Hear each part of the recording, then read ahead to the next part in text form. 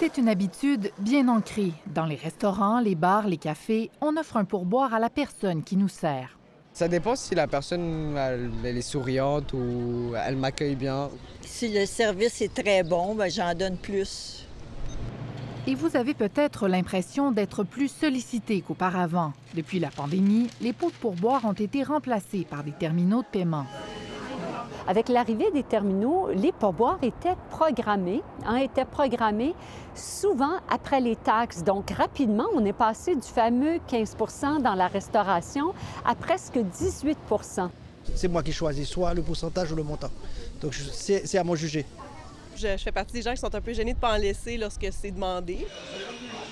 La pénurie de main-d'œuvre est aussi venue brouiller les cartes. Alors que les employeurs cherchent à être plus attractifs, ajouter le pourboire devient une option intéressante. Dans des endroits où typiquement on n'aurait pas eu à donner de pourboire, le terminal où la personne tend la main pour vouloir recevoir du pourboire.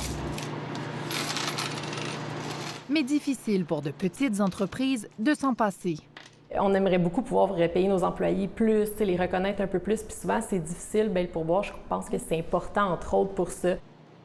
Au café Les Fraîches, le pourboire est partagé également entre tout le monde, au service comme à la cuisine. Ça nous permet de se donner comme une tape dans le dos. Nous, on se servait du pourboire souvent pour évaluer un petit peu le service dans une journée.